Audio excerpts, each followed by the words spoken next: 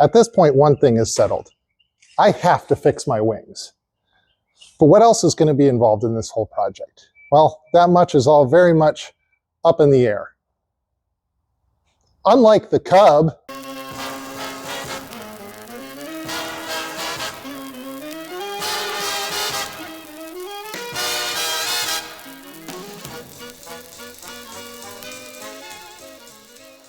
there are many decisions still to be made about the overall scope of this project, as well as some of the specific steps I'm going to be taking.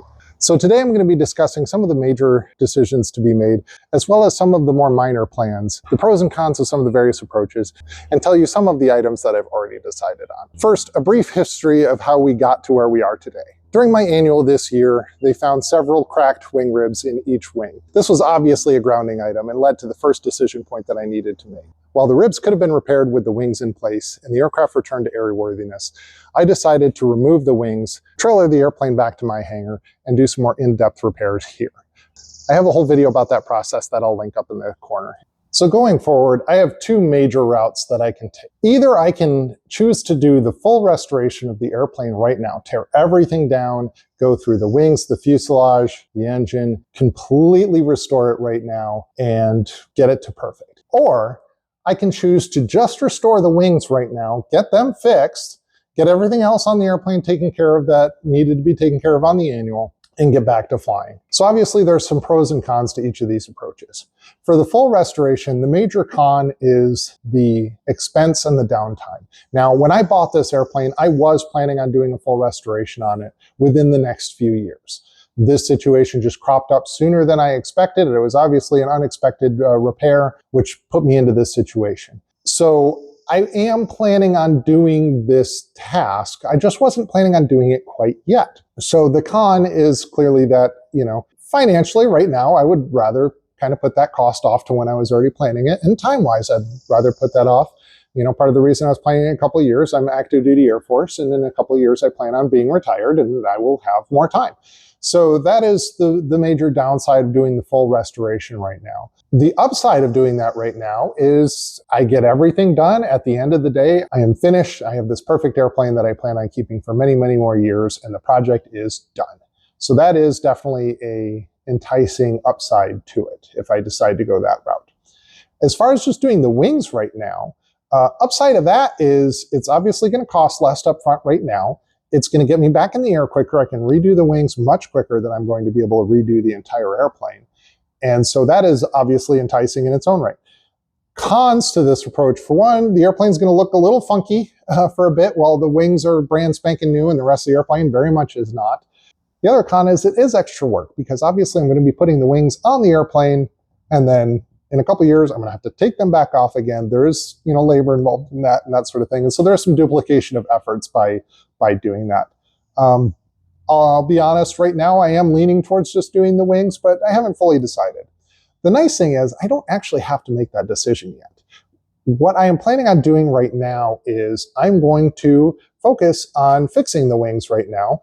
And by the time the wings are actually done, then I can decide whether I'm going to continue the project and keep working on the fuselage or whether I'm going to get the airplane back up and flying right now. So I have some decision space yet before I have to make that call. Curious to what you think I should do. If you want to drop a comment and let me know, that would be great. Also, before we continue, I just want to say how much I appreciate you watching my videos.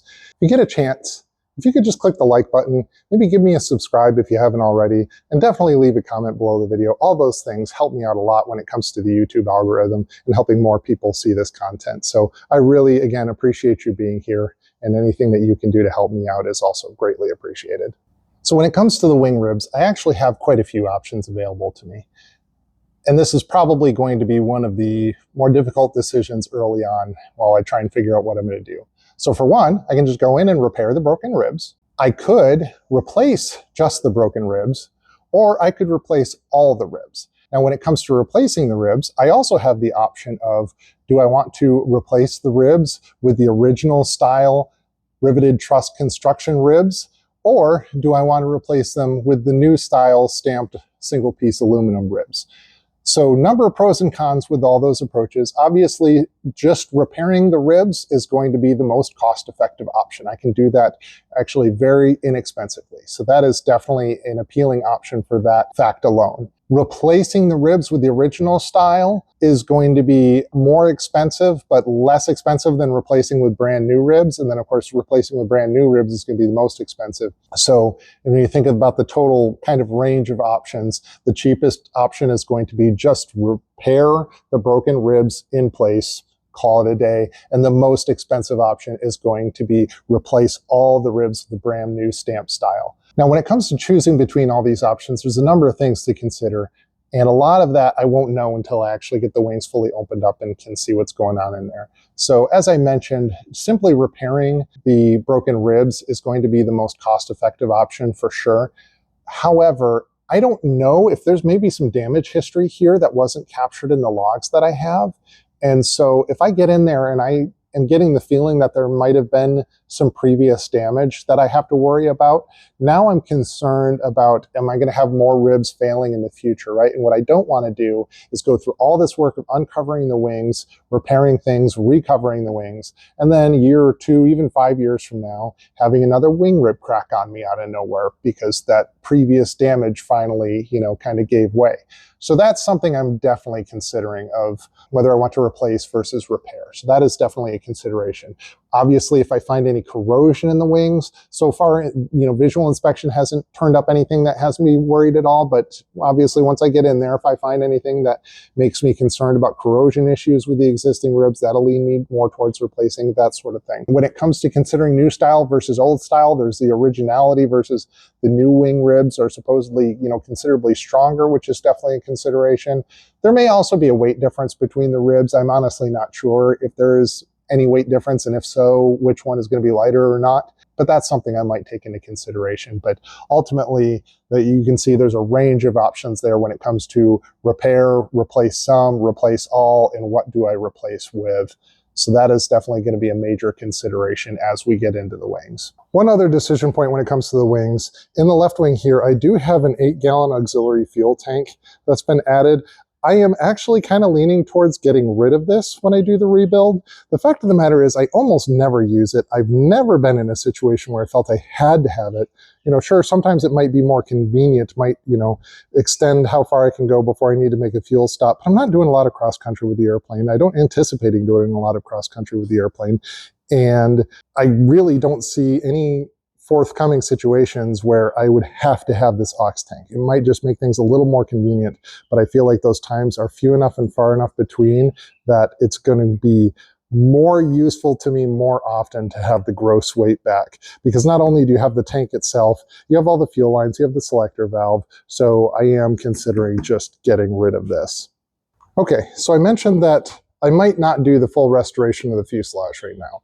That being said, there are some projects I can safely do on the fuselage right now that will be value added right now while I'm doing the wings. It allows me to bounce back and forth a little bit, maybe while I'm waiting on some parts for the wings or whatever. So I do have some other stuff that I can do. So I'll just talk briefly about some of those things.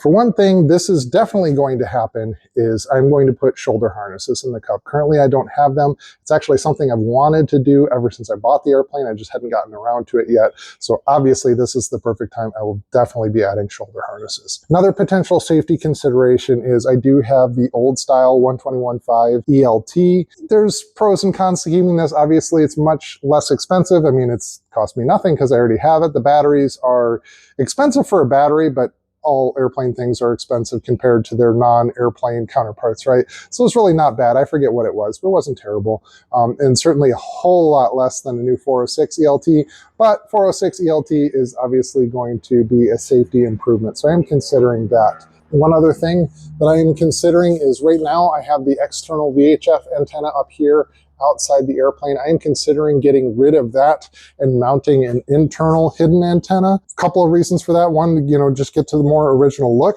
But for two, I actually have a cover for the Cub that I can't put on because of this antenna here. I could cut a hole in the cover to go over that antenna, but that antenna sticks up quite a ways. I mean, I'm a tall guy, and that's still ways up there for me. And you can imagine with the wings here in the way, trying to get a cover on and trying to get it over that antenna without bending it would be kind of a pain. So considering getting rid of that, and again, going with a hidden internal antenna. That's one of the nice things about tube and fabric airplanes. You can do that and still get great signal strength out of it, right? So that's just a couple of things here that I'm looking at. There are some potential changes I'm looking at making to the seat backs and that sort of thing. So there's some stuff here that I can potentially get into even without doing the full restoration of the Cub. I'm probably going to be replacing the cargo canvas bag just because that got all stained and nasty. So I might redo that. You know, some little things like that. One other consideration that I'm thinking about, those of you who follow Piper aircraft might already know about the airworthiness directive for the rudder. So I am going to have to comply with an airworthiness directive on my rudder. I have 10 years to comply since I am below the horsepower limit. I can't remember what it is off the top of my head. I think it might be 150 horsepower, but I'm definitely below it, whatever it is. So I'm below the horsepower limit, and I don't have a tail beacon. So that puts me into category 4 for compliance on the airworthiness directive, which means I have 10 years to comply. So I don't have to do the rudder right now. But again, while the airplane is down anyway, that is something that I could do without being committed to redoing the entire fuselage. So that is something I am at least considering right now, is doing whatever work is going to be required to comply with that airworthiness directive, be it replacing the rudder entirely or modifying this one to comply. There are some people who have already gotten approval for alternate methods of compliance with that airworthiness directive. So that is one of the things I'm thinking about. So again, there are a few things here on the fuselage that I can do. Coming up here to the engine, one thing I've considered is, well, for one, I'm almost certainly going to be replacing the spark plug wires no matter what. I think I might have talked in the previous video. I'm looking at replacing the eyebrows, have some previously repaired damage and just kind of look junky, and they're very easy, 4 screws, right? And I can swap those out. So I might get those done. So there's some other things here that I am looking at potentially doing in the meantime. And then the bungee covers, I am not sold on the solid metal bungee covers. I might go back to the original Cub style leather covers. So that is another thing that I am considering. So again, there are just options for me to do. There's certainly a lot more that I'm considering, but once again, open to suggestions. If you think of anything else that you think I could do while I'm redoing the wings, or that I should do when I fully redo the airplane, drop it in the comment. I'd love to hear it.